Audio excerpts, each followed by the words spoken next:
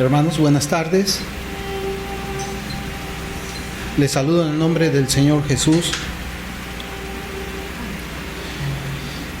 Quiero pedirles que por favor abramos la escritura en el libro de Génesis.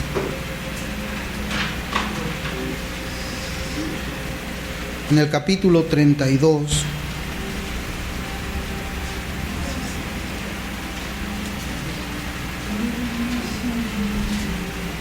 Génesis 32. Vamos a leer desde el versículo 24 hasta el versículo 30.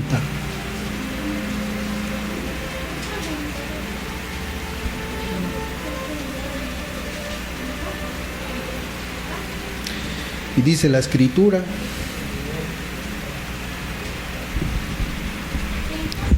así se quedó Jacob solo, y luchó con él un varón hasta que rayaba el alba.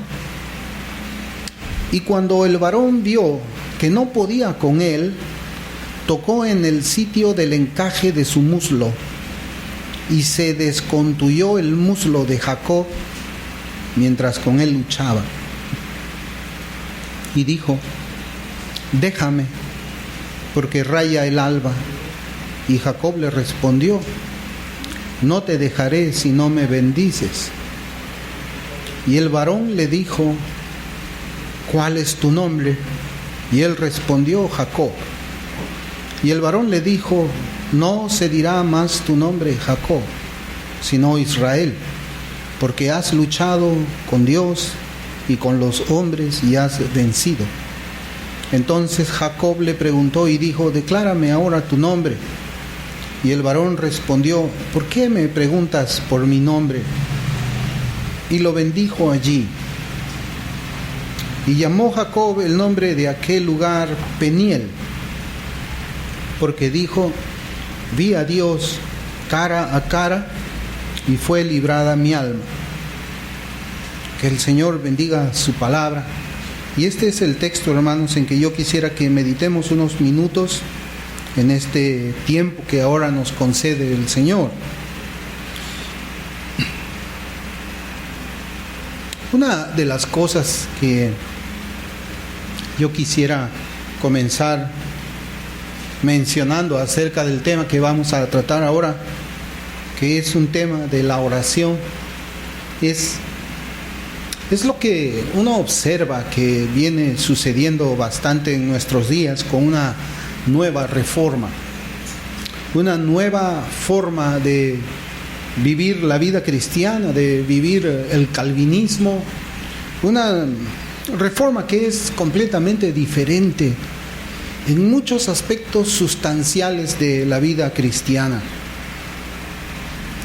Yo pienso que el Señor a mí me ha bendecido mucho en el hecho en que a mí me ha permitido estar en unas iglesias que son verdaderamente reformadas, iglesias que ponen énfasis en las doctrinas, en el conocimiento doctrinal, que pone todavía más énfasis en que esas doctrinas aprendidas sean llevadas a cabo, sean impregnadas en la vida de las personas que congregaban ahí. Y también parte de esa vida de iglesia era la vida de oración. La vida de oración. Yo pienso que las iglesias donde el Señor me puso por su gracia eran iglesias puritanas.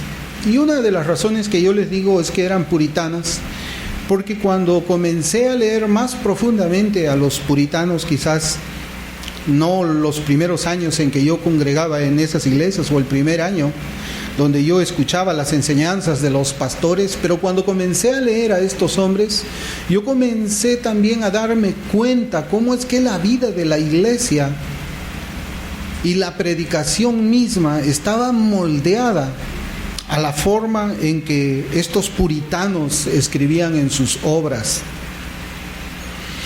Hay hombres en la actualidad como Joel Beeke, por ejemplo, que habla mucho acerca de los puritanos, y él expresa que ese tiempo fue la época dorada de la iglesia, es así como él le llama. Fue la época dorada de la iglesia. Y algo que yo estaba aprendiendo y aprendí a través de las enseñanzas de mis pastores, es de que el nombre puritano fue rechazado en un primer momento por los puritanos. Ese nombre fue un nombre peyorativo que se le puso a estas personas, a este movimiento, a estos hombres y a estas mujeres que estaban buscando la pureza de la iglesia. Y no puede haber pureza en una iglesia cuando no hay vida de oración. La oración siempre fue una parte fundamental en la vida de la iglesia donde yo estaba congregando, y es mi deseo que también sea una parte fundamental en la vida de esta iglesia. Muchos de nosotros quizás podemos tener una idea de cómo es que puede haber sido una iglesia reformada que tiene años, muchos años, pero quizás no hemos experimentado eso. Y lo estamos aprendiendo a conocer aquí. Quizás también sea algo diferente, algo distinto de lo que nosotros hemos creído. O tal vez se pueda pensar de que esta iglesia puede ser exigente en muchas cosas. En la vida cristiana, el celo por Dios, el celo por la verdad y sobre todo la oración. La oración. Bueno, nosotros sabemos que la oración siempre, las reuniones de oración siempre han sido, quizás aquí en Perú o en muchas iglesias alrededor del mundo, muy poco asistidas.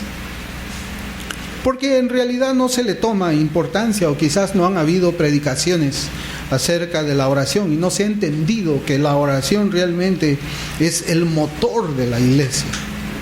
Se ha dado más énfasis a aquello que es el intelectualismo frío, la ortodoxia fría, y se ha dejado de lado lo que es la vida misma de la iglesia, que es la oración. Yo no estoy aquí con el deseo, el interés de comparar nuestra congregación con otras congregaciones, porque bueno, nosotros tenemos un estilo propio que queremos también ceñirnos a la Escritura y queremos movernos a la oración por la palabra del Señor. Ya les estoy dando esta introducción. Y yo veo en este texto, hermanos, una oportunidad para que nosotros reflexionemos acerca de lo que es la oración. Es un texto que siempre lo he tenido en mi corazón. He escuchado también en la iglesia donde yo congregaba cómo lo predicaban. Y yo espero en el Señor que Él me conceda gracia ahora, porque no lo voy a predicar como ellos lo predicaban, sino que lo voy a predicar de acuerdo a cómo Dios ha venido poniendo estas palabras en mi corazón.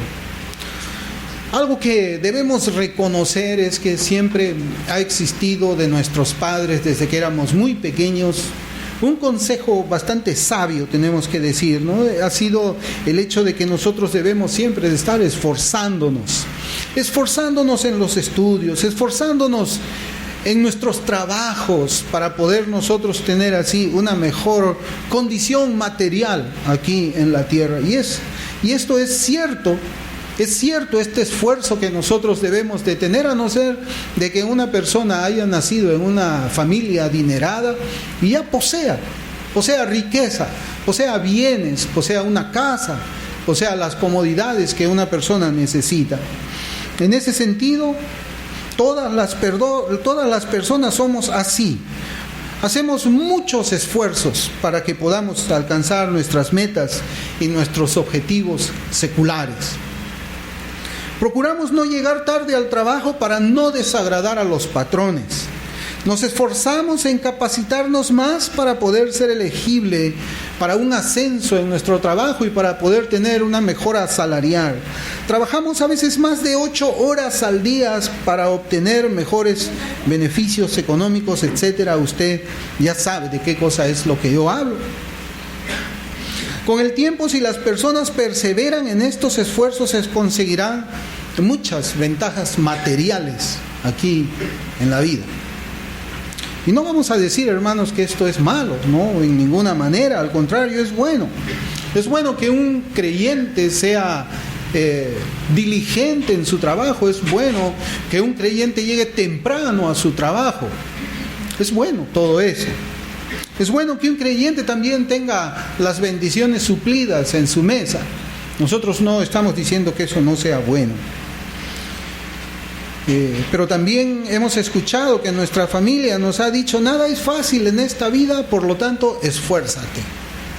Esfuérzate. Y todo lo que nosotros queremos conseguir en la vida demanda esfuerzo. Luchamos por lo material, por las cosas que necesita el cuerpo, el vestido, el techo, la comida, por todo eso luchamos, por tener quizás hasta cosas que van más allá de las necesidades mismas.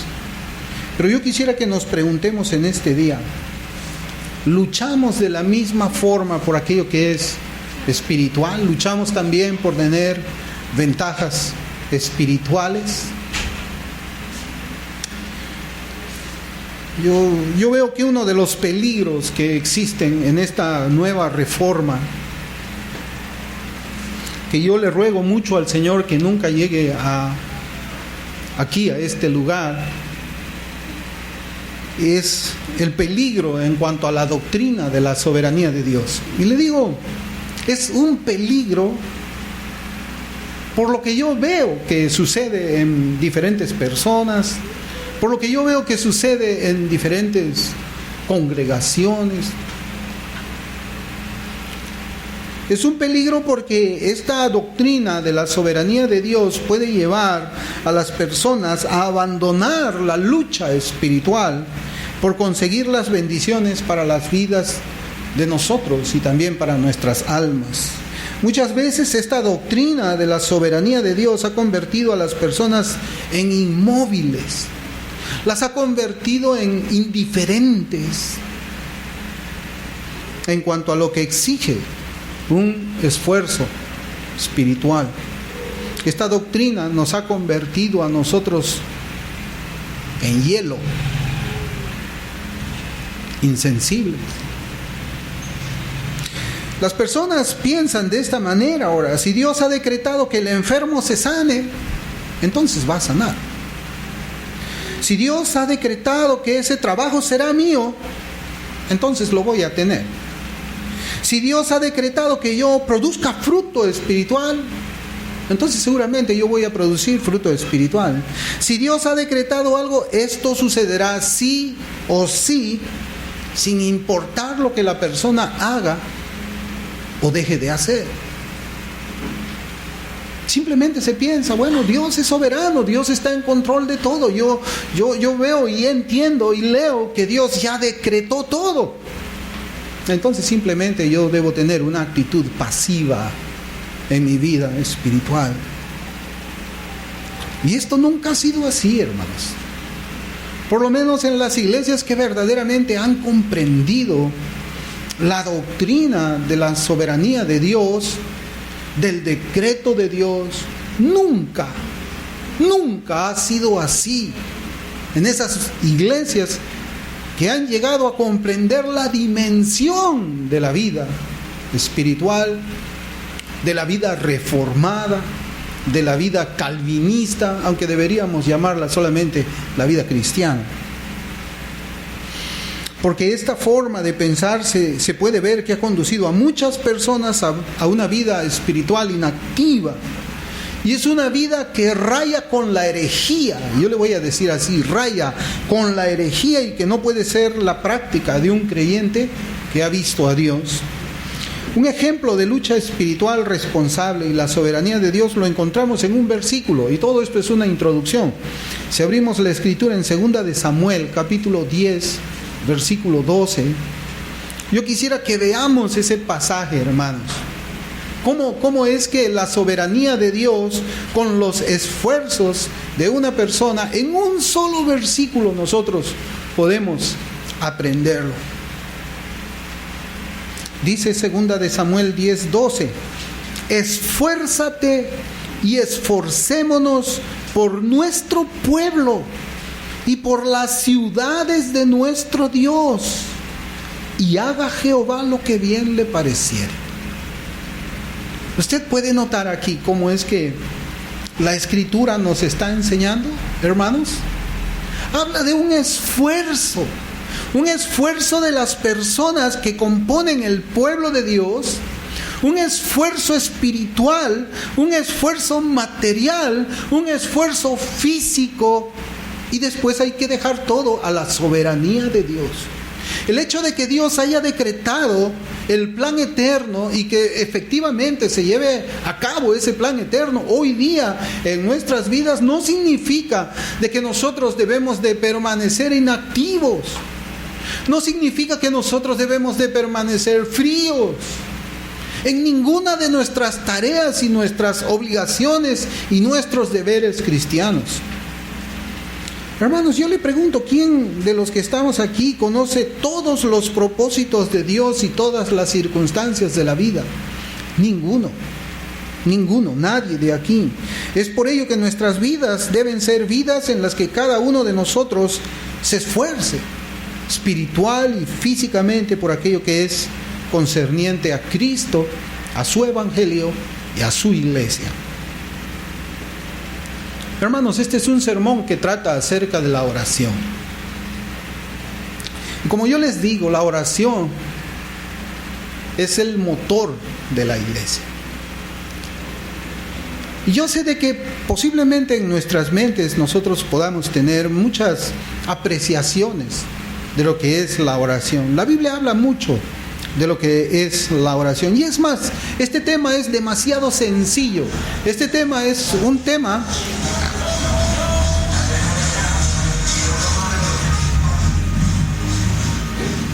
Este no es un tema que se trata normalmente quizás en un sermón, pero es el tema que se le da a una persona que ha llegado a conocer a Dios. ¿Qué es la Biblia? ¿Por qué es la palabra de Dios? ¿Cómo debe tener una relación con la Biblia? ¿Qué es la oración? O sea, la oración es lo que normalmente enseñamos cuando un nuevo convertido está dando sus primeros pasos en la fe. Pero yo también quisiera saber si es que nosotros entendemos lo que es verdaderamente la oración. Y más aún cuando vivimos en un ambiente altamente académico. ¿Será que al Señor le importa solamente eso, hermanos? ¿Será que la vida de nuestra iglesia debe ser solamente eso? Absorber conocimiento. ¿Qué es la vida cristiana? Yo le decía que este es un sermón que trata acerca de la oración y nosotros hemos estado hablando acerca de este tema de la oración ferviente. La oración ferviente que cada uno de los que estamos congregados en esta iglesia local debe tener. Y debe tener porque es así, hermanos. No porque yo se los imponga, sino porque eso debe estar rebosando en el alma, en el espíritu, en el corazón de cada uno de nosotros. La oración representa mucho para la iglesia. Y yo siempre le he dicho en intimidad a cada uno de los que hemos estado tratando este tema, que la oración siempre es la mejor arma del cristiano. Y yo reconozco, hermanos, que este tema de la oración salió precisamente cuando los hermanos, y esto lo hago a manera de recordatorio, estaban hablando acerca de todos los planes que la iglesia tenía pensado. Planes acerca de una escuela dominical, planes acerca de las misiones y muchos planes. Y nosotros estábamos viendo quizás en esas reuniones, yo no estaba allí, pero estaban viendo los hermanos los aspectos logísticos, los aspectos materiales, el factor humano, las personas que se necesitaban, hasta que alguien dijo, ¿y la oración? Y saben, hermanos, yo creo algo de que Dios hizo hablar a esa persona, no sé quién fue, de la oración con un propósito. Y ese propósito es que nosotros recordemos que debemos ser una iglesia que ora. Y no una iglesia que ora así nomás, sino una iglesia que hace oración ferviente.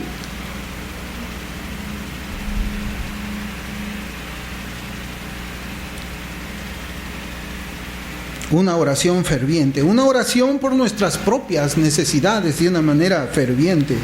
Una oración ferviente por las necesidades de los hermanos que son parte de esta familia local, de esta iglesia local. Cuando nosotros hablamos de una oración ferviente, no estamos hablando palabras, hermanos. No estamos diciendo, hay que decir estas palabras. No estamos hablando de hacer un informe a Dios. Algunas personas creen que orar es informar a Dios. Señor, estoy presentándome a tal trabajo y Señor, yo lo pongo en tu mano, ya oré. Señor, tú sabes, existe esta enfermedad en un hermano, yo lo pongo en tus manos, ya oré. Hermanos, eso no es oración. No es oración. Yo he escuchado de que la manera como es que una oveja aprende a orar es cuando escucha orar al pastor. Cuando está cerca del pastor y el pastor está orando, la oveja comienza a aprender a orar. Así es como yo aprendí a orar. Yo escuchaba a mis pastores aquí en Lima, aún cuando el Señor me había salvado, cómo es que era la oración. Y cómo tuvo Él en un momento de mi vida oración ferviente por mí. Fue la primera vez que yo vi a una persona derramando lágrimas, invocando el nombre de Dios por una bendición para mí. Y fue algo que impactó mi vida. Yo le agradezco mucho al Señor de que ese pastor arminiano, bautista, haya estado en mi camino. Y yo creo que ese fue el propósito de Cristo, para que yo desde los primeros momentos en que había nacido espiritualmente, entienda lo que es la oración. Hermanos, la iglesia donde yo vivía quedaba a 3 cuadras de mi casa. Y no había un lugar donde yo no esté que sea la iglesia. Yo terminaba de almorzar, dejaba mis cosas y me iba para la iglesia. Estaba a 3 cuadras de mi casa. Y en cierta oportunidad yo estaba tocando la puerta. Yo sabía que el pastor estaba adentro. No me abría la puerta. Y comencé a caminar alrededor de la casa. ¿Por qué no me abre la puerta el pastor? Y me fui para el lado de su oficina, donde había una ventana. Y yo lo veía con su Biblia abierta y orando. Y yo dije, pero estoy tocando ya mucho rato aquí. Y no me abre el pastor. Volví otra vez, toqué el timbre y toqué la puerta. Y él salió como a los 10 minutos. Y yo le dije, pastor, yo he estado aquí como unos 20 minutos esperando, 15 minutos. Tocando la puerta, y me dijo, sí, me dice, es que, ¿qué estaba haciendo usted? Porque yo lo vi en la ventana, usted estaba adentro y me dejó tocando la puerta, hacía mucho sol. Él me decía, es que estaba orando. Sí, yo lo vi sentado orando. ¿Y qué oraba usted? Estaba orando por el sermón que tenía que predicar el domingo. Estaba orando para que el Señor me diera palabra. Estaba orando para que el Señor ilumine mi mente. Estaba orando para que el Señor me muestre la necesidad de esta iglesia. ¡Wow! Más oración. Y luego eran las reuniones de oración en esa iglesia. Y habían hermanos. Y oraban en esa iglesia arminiana. Por todos sus proyectos, por la visión, por el plan de la iglesia. Ahí estaban ellos orando por las personas que iban a llevar a cabo esos planes. Hermanos, y había oración ferviente. No era un reporte el que se le estaba dando a Dios. No era simplemente informarle a Dios cosas que Él ya conoce. No es eso. La oración no es informar a Dios cosas que Él conoce. Un creyente sabe cuál es la diferencia entre una oración y una información. Y Dios sabe cuál es la diferencia entre una oración verdadera y un intento de oración. Con cada oración que el creyente sabe que ha llegado al cielo, se despierta un deseo más profundo de tener más y más y más de Dios. Es como Moisés, quien estaba acostumbrado a vivir en la presencia de Dios, a hablar con Él cara a cara. ¿Y qué le dijo Él? Te ruego que me muestres tu gloria. Él quería más de Dios. Te ruego que me muestres tu gloria. Y esa es precisamente la circunstancia en que se encontraba Jacob en los versículos que nosotros hemos leído. En Génesis 32, 24 dice la Escritura: así se quedó Jacob solo. Y luchó con él un varón hasta que rayaba el alba.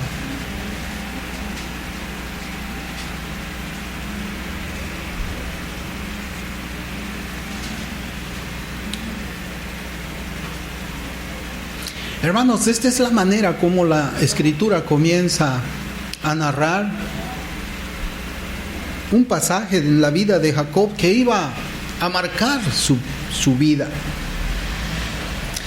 La Escritura nos habla de una lucha. Dice que luchó con él un varón, pero no nos dice cómo es que comenzó esta lucha.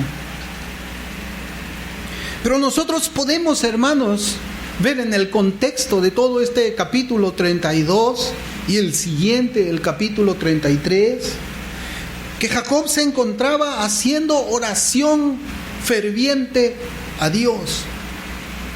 Él había comenzado en la noche a hacer oración ferviente. Hermanos, era una oración donde él estaba comprometiendo su corazón, donde estaba comprometida su alma, donde verdaderamente él anhelaba lo que estaba pidiendo. Y en esa oración, en ese tiempo en que él estaba orando, llega un momento en que sin darse cuenta se encontraba frente a frente con quien tenía el poder para bendecirlo. ¿Usted no lo ve en la Escritura? ¿Cómo aparece ese hombre ahí? Aparece porque este hombre, Jacob, estaba orando con pasión a Dios. Quizás él estaba 1 hora, 2 horas, 3 horas con sus ojos cerrados, con el rostro en la tierra, mirando a la tierra, cuando de repente, cuando hace un descanso de su oración ferviente, levanta la mirada y ve a alguien delante de él. Él no se había dado cuenta que esa oración había traído a la tierra a Cristo. Porque eso es lo que pasa. Eso es lo que pasa cuando una persona ora fervientemente, ora apasionadamente.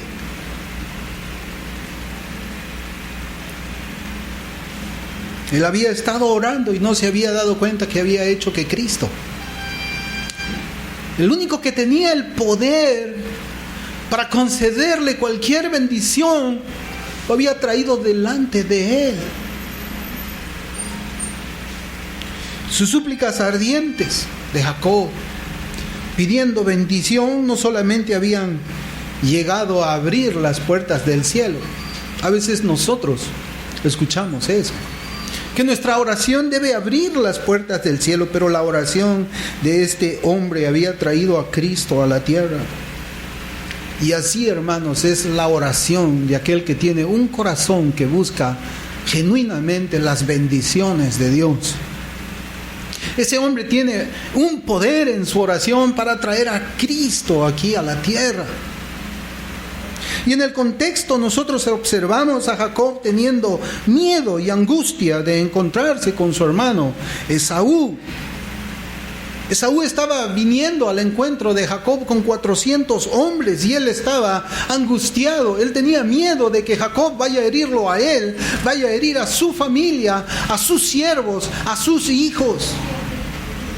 Ese es el contexto que nosotros vemos aquí. Jacob reconocía que no tenía nada para contener el ataque de su hermano estaba prácticamente solamente él, estaban unos criados, estaban unos mozuelos, estaban las mujeres, estaban los hijos. Él no tenía cómo combatir, ni siquiera tenía cómo resistir el combate o el ataque de su hermano Esaú. Él tampoco tenía una posibilidad de poder huir, porque su hermano podría alcanzarle por las mujeres y los niños que estaban viajando con él. Jacob reconoció una vez más que su vida estaba en las manos de Dios, pero esta vez sabía que su vida literalmente se encontraba en las manos de Dios. Hermanos, el creyente reconoce que su vida está en las manos de Dios. Todo creyente reconoce esto. Cada aspecto de su vida, por más pequeño que sea, está en las manos de Dios. Por eso es que el creyente ora. No orar es altivez. Orar es humillarse. Aquella persona que tiene un corazón altivo no ora. Aquella persona que cree que tiene el poder para manejar ciertos aspectos de su vida por él mismo, no ora. Aquella persona que ora es alguien que reconoce y sabe que todos los aspectos, cada parte de su vida, cada circunstancia, descansa en las manos de Dios.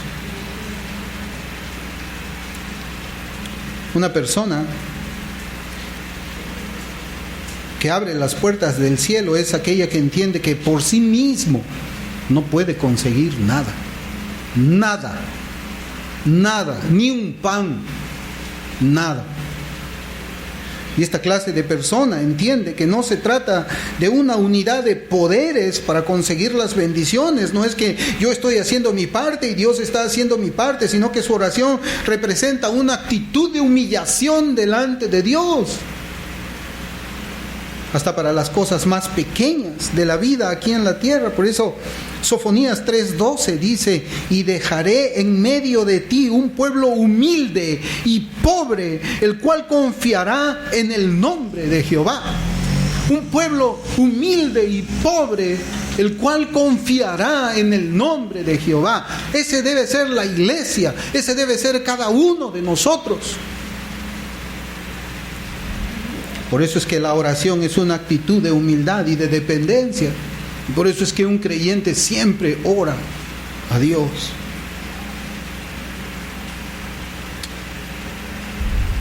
Hay una diferencia entre oración y oración. Yo creo que nosotros entendemos eso. Aún hay muchas veces en que nosotros mismos nos damos cuenta y creemos que no hemos orado. Y ahí tenemos dos alternativas. O nos levantamos o nos quedamos de rodillas. O nos vamos porque decimos: en esta oportunidad no pude traerle a Cristo a la tierra. O nos quedamos en las rodillas hasta traerlo a Cristo aquí a la tierra. El versículo 25 de Génesis dice: y cuando el varón vio que no podía con él, tocó en el sitio del encaje de su muslo, y se descoyuntó el muslo de Jacob mientras con él luchaba.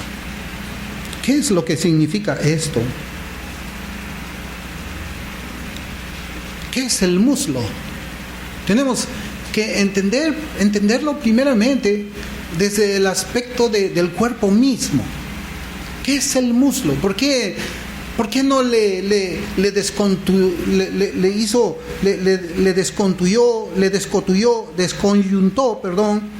el hombro? ¿Por qué no le descoyuntó otra parte del cuerpo? ¿Por qué el muslo? Hermanos, porque el muslo es el pilar de la fuerza del hombre. Y su coyuntura con la cadera es el asiento de la fuerza física para un luchador. No sé si alguna vez nosotros hemos visto quizás en las Olimpiadas esas luchas grecorromanas o lucha libre que le llaman aquí en Perú, donde las personas hacen fuerza física agarrándose hasta poner de espalda al contendor.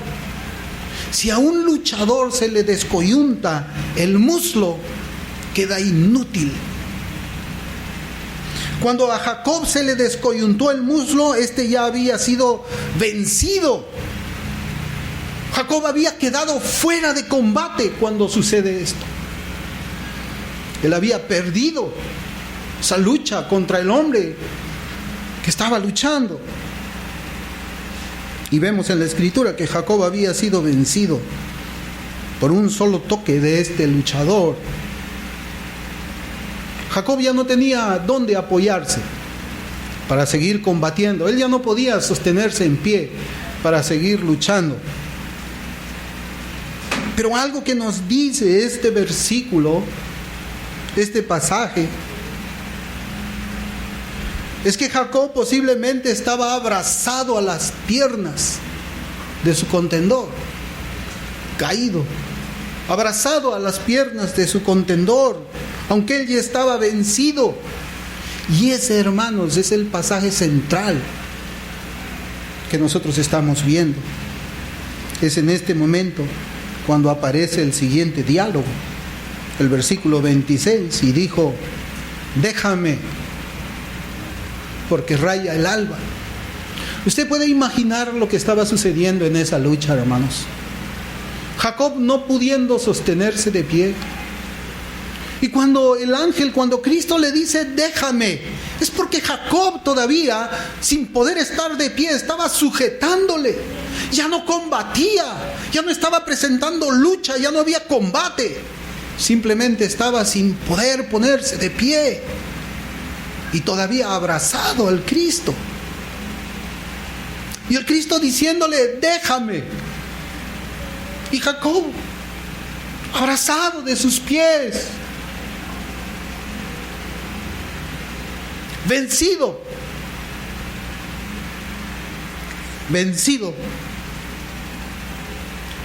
pero no quería dejarlo ir.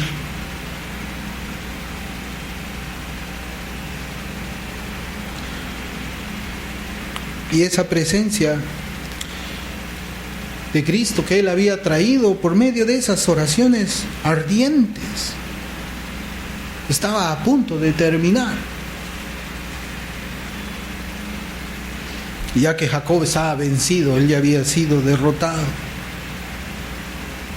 Y Cristo le dice a él: déjame porque raya el alba. Pero Jacob le responde: no te dejaré si no me bendices. Si no te he podido vencer, por lo menos te agarraré, me abrazaré a tus pies para no dejarte ir. Si no me bendices. Jacob estaba vencido, él estaba con sus huesos rotos, pero aún así él luchaba desde el suelo por las bendiciones que él deseaba. Su lucha en oración fue ferviente, hermanos, hasta el final, es lo que nos dice este texto, hasta conseguir las bendiciones que él anhelaba para su vida, las bendiciones que él deseaba para su familia, las bendiciones que él deseaba para su pueblo. Y nosotros sabemos que esas bendiciones fueron dadas por el Señor. Hermanos, nosotros oramos así. Oramos nosotros de tal manera de que podamos traer a Cristo aquí a la tierra. Oramos fervientemente cuando sabemos que uno de nuestros hermanos tiene a su hijo enfermo. Oramos nosotros de esa manera cuando sabemos que nuestros hermanos posiblemente no tienen qué comer.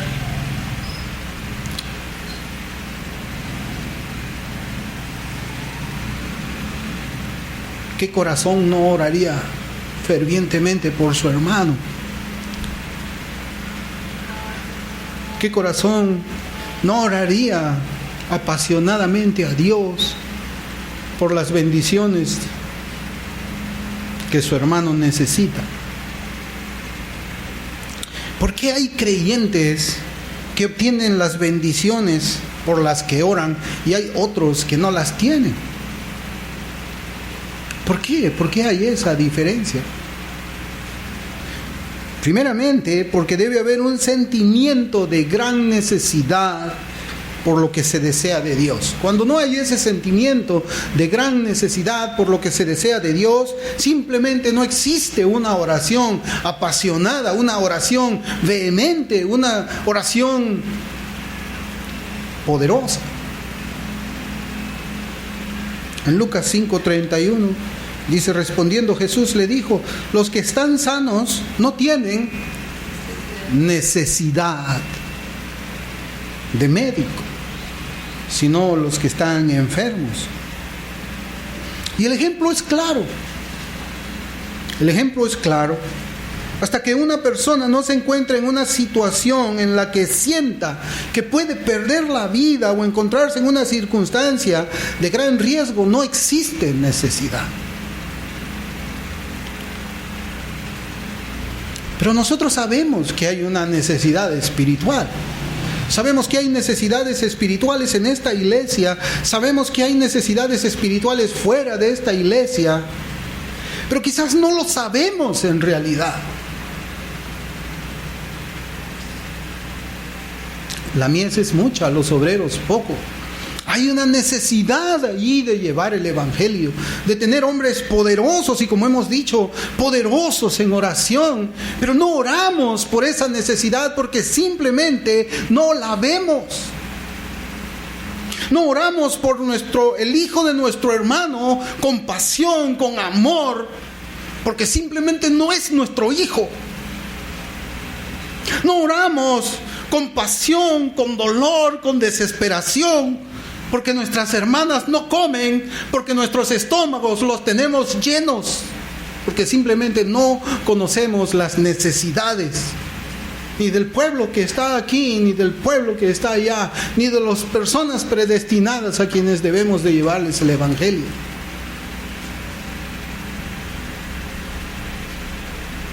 No vemos la necesidad.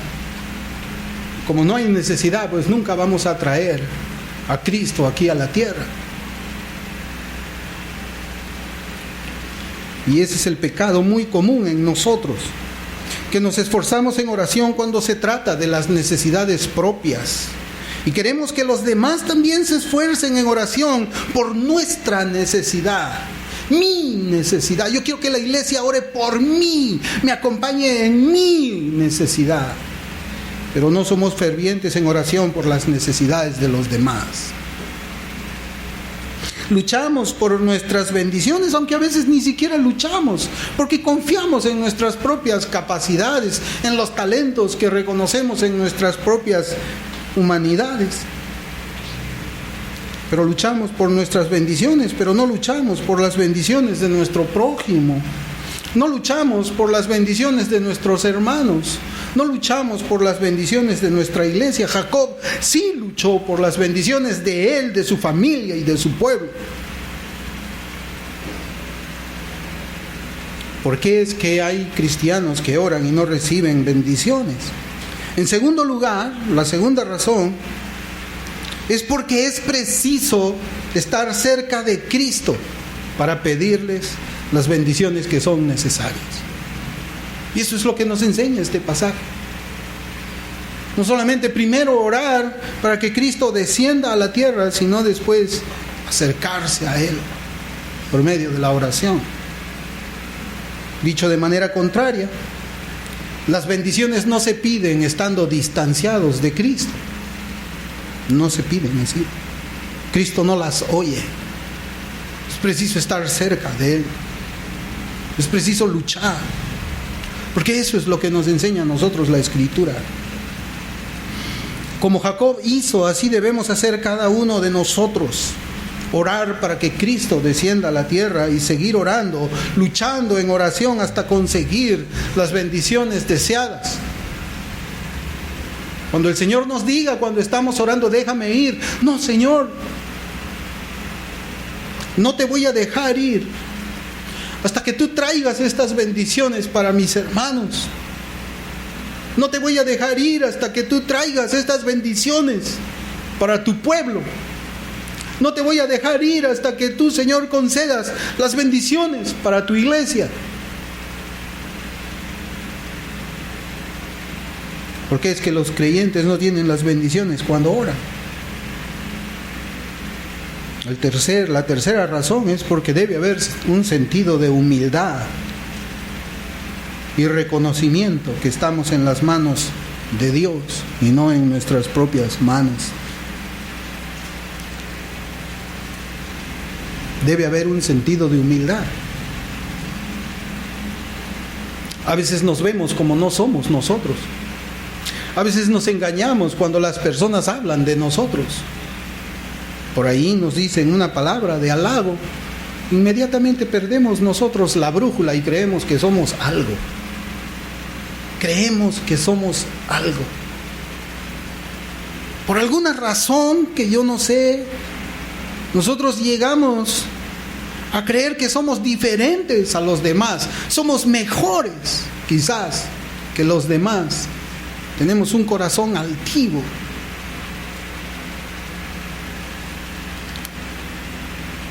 Y esa altivez hace que nosotros estemos fuera de las manos de Dios. Miren, hermanos, nosotros vemos aquí que luego que el muslo de Jacob había sido dislocado, él se da cuenta de algo. Cuando estaba en el suelo, posiblemente, él se da cuenta de algo. Él se da cuenta que está delante de una persona que tiene mucho poder. Él se da cuenta que está delante de Dios, quien bendice o maldice. Él se da cuenta que está delante de Dios, que permite la enfermedad, pero que también sana.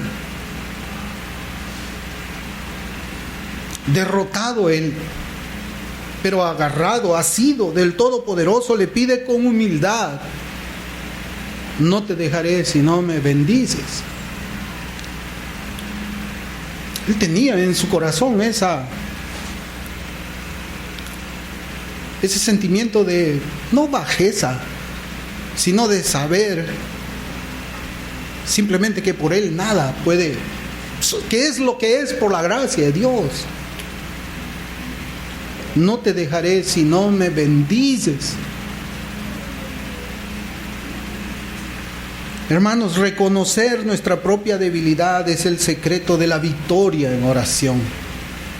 Por eso 2 de Corintios 12:10 dice: por lo cual, por amor a Cristo, me gozo en las debilidades, en afrentas, en necesidades, en persecuciones, en angustias, porque cuando soy débil, entonces soy fuerte. Jacob era débil, pero era fuerte, hermanos. Era lo suficientemente espiritualmente hablando fuerte para pedir la bendición a Cristo, para hacer que Cristo le conceda la bendición, aunque era débil en su humanidad en ese momento. Había sido humillado por el Señor, había sido derrotado. Por eso es que también la Biblia lo dice de otra manera en el Salmo 138:6, porque Jehová es excelso y atiende al humilde, mas al altivo mira de lejos. El altivo es el que no ora. El altivo es el que tiene así unas oraciones que suenan a unas cuantas palabras dichas al cielo.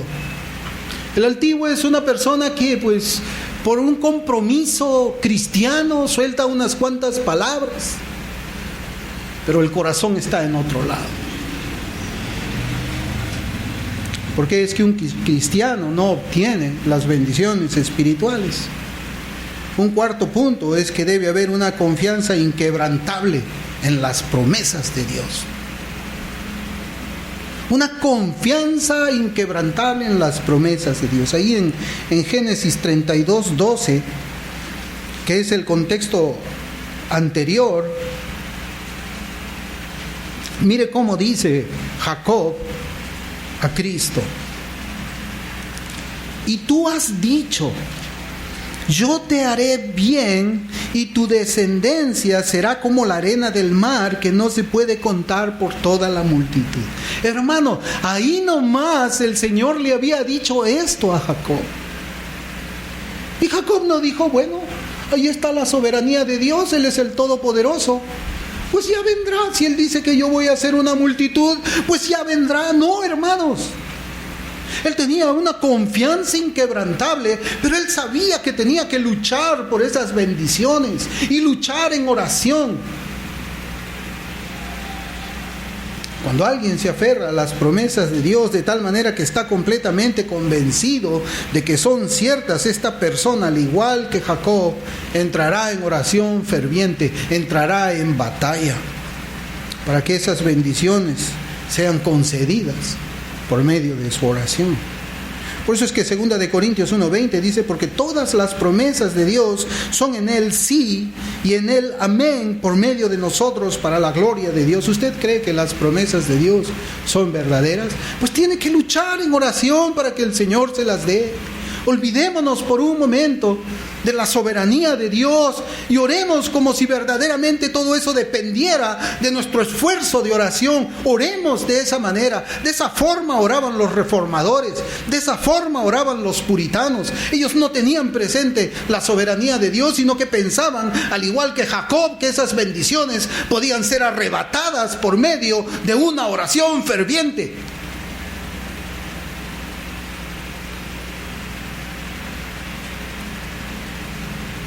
Por eso Cristo dice en Mateo 7:8, porque todo aquel que pide, recibe. Y el que busca, halla. Y el que llama, se le abrirá. ¿Aquí de qué habla? De oración. ¿Llegará nuestra oración a tocar las puertas del cielo o solamente se queda aquí hasta el techo? ¿Qué alcance tiene nuestra oración? Claro, alguien puede decir, no, Dios es omnipresente, Dios está aquí, Él está con su oído al lado de mi boca. Sí, es verdad.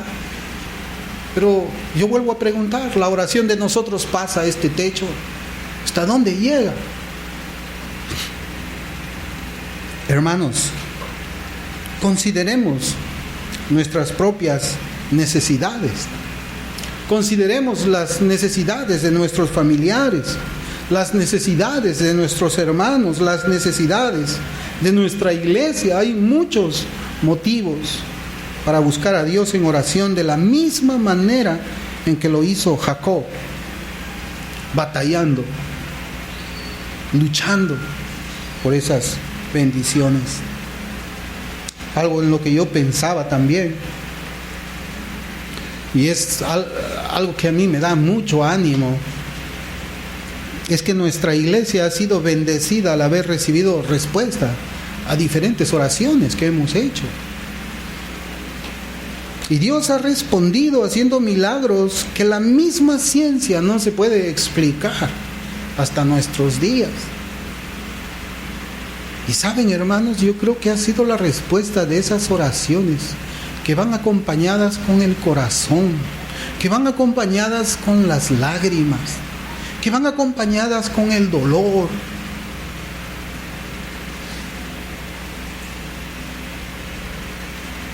Nosotros debemos pensar que por una parte están todas estas necesidades y por otro lado está la persona de Dios que puede satisfacerlas. Hermanos, yo les dije que este era un sermón acerca de la oración. Y yo quisiera pedirles, rogarles, suplicarles a ustedes que oremos de tal manera que Cristo sea traído aquí a la tierra, que consideremos, hermanos, las reuniones de oración, que consideremos esas oraciones que nosotros estamos haciendo en nuestras casas. Es verdad, había un hermano que me decía ayer, pero pastor, si el Señor solamente con 11 hombres orando pudo hacer tantas cosas grandes. Me decía, con 2 o con 3, que oremos fervientemente a Cristo. Sí, pero no somos 2 o 3, somos más. Yo considero que somos más los cristianos que estamos aquí. Y yo ahora sí lo voy a decir. El que no ora no es cristiano, hermanos. El que no ora no es cristiano. No puede ser. La oración es el oxígeno para nosotros. Es la comunión necesaria que tenemos con Cristo nuestro Salvador. No se trata de que 2 o 3 solamente oremos por todos los proyectos que tenemos aquí. Sino se trata que todos nos comprometamos, así como vemos en la Escritura que Jacob luchó hasta alcanzar su bendición, nosotros también tengamos ese mismo sentir. Y oro al Señor para que sea de esa manera. Traer a Cristo aquí a la tierra y no dejarlo que regrese a los cielos sin antes regalarnos sus bendiciones. Yo, para terminar, quisiera que leamos el siguiente pasaje. Está en Hebreos 11:21.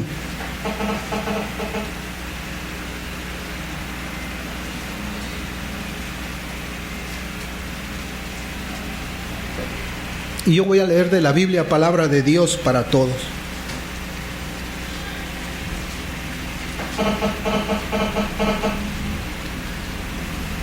Por la fe, Jacob, cuando estaba a punto de morir, bendijo a cada uno de los hijos de José y adoró a Dios apoyado en su bastón. Saben, hermanos, esta no fue una visión. Esto que nosotros leemos aquí en Génesis 32 no fue una visión. A partir de ese día, Jacob quedó cojo. No caminaba como caminaba normalmente. A partir de ese día hasta el final de su vida, Jacob usaría un bastón. Y apoyado en ese bastón, adoraba a Dios. Un bastón que le recordaría aquella madrugada cuando consiguió las bendiciones anheladas del Señor de la gloria. Un bastón que nos recuerda a nosotros que Dios puede bendecirnos también de la misma forma como lo hizo a Jacob, a quien le puso por nombre Israel y prosperó a su descendencia espiritual. Hermanos, este ha sido un sermón de orar que nos trae a la mente la oración. Hermanos, si no hemos estado orando así, si somos cristianos, este es un llamado de atención para que nosotros hagamos las cosas como tenemos que hacerlo. Y es preciso saberlo, hermanos. Para mí sí es preciso saberlo como pastor. Saber quiénes somos los que verdaderamente estamos dedicados y deseamos dedicarnos a orar de esta manera ferviente, con ese deseo de traer a Cristo aquí, para saber, hermanos, para saber en qué condición estamos nosotros, para saber con quiénes contamos para hacer la obra misionera, para saber con quiénes contamos para hacer la obra de la escuela dominical, para saber con quiénes contamos para ir y predicar el evangelio afuera, para saber el poder y la fuerza que tiene esta iglesia local, cómo es que es vista desde los cielos hasta acá. Hombres de oración como Jacob. Que el Señor nos quiebre los huesos, que nos humille como humilló a Jacob, pero que también nos deje sus promesas y nos dé bendición para esta iglesia. Ese es mi sentir como pastor, que seamos hombres y mujeres así de oración ferviente, que seamos esa iglesia reformada como decimos ser, que seamos así como las oraciones de los puritanos, donde ellos también trajeron la época de oro aquí al cristianismo, y que desde ese día nunca más ha ocurrido así aquí en la tierra. Pero ¿por qué no puede ocurrir en nuestros días, aquí en este lugar con nosotros, en esta iglesia? Yo oro al Señor que nos dirija en todo este asunto, hermanos. Porque quizás estamos llegando a un punto de quiebre donde tenemos que tocar este tema tan vital y tan importante. A veces nos preocupamos en lo material. ¿Saben qué? Yo no me preocupo en lo material. Y ustedes saben que esta iglesia se ha hecho a punta de oración. Nunca me he preocupado quién va a comprar esas sillas. Yo le pedí al Señor que Él dé esas sillas y el Señor movía el corazón de alguien. Y en este asunto de la escuela dominical, ¿saben, hermanos? Yo ni siquiera estaba preocupado por quién va a proveer las cosas para los niños. El Señor ya respondió y hay una persona que quiere proveer los jugos, los refrescos para los niños. Mi preocupación siempre ha sido que seamos personas poderosas en oración. Poderosas en oración, porque cuando nosotros seamos así, las bendiciones van a llegar. Dios se va a mover en esta iglesia y se va a mover bien. Humillémonos, hermanos, pidamos perdón a Dios. Tenemos que enderezar quizás nuestros caminos, tenemos que abandonar nuestro orgullo y humillarnos delante del Señor. Que el Señor nos ayude, hermanos. Vamos a orar. Bendito Padre que estás en los cielos, te damos gracias por tu palabra, gracias por el ejemplo que tú nos traes, Señor, en Jacob. Señor, solamente puedo imaginarme cómo puede haber luchado, Señor, contigo, hasta quedar, Señor, quizás postrado a tus pies, sin poder ponerse de pie. Pero aún así, Señor, Él consiguió lo que se propuso en su corazón, las bendiciones tuyas. Señor, mira desde lo alto aquí a estas personas, a estos hombres y mujeres, y te pido que nos conviertas en personas de oración de ese mismo espíritu. Hombres que batallan, Señor, por conseguir las promesas que tú nos has dado. Gracias te damos por tu palabra, gracias por tus enseñanzas, en el nombre de Jesús.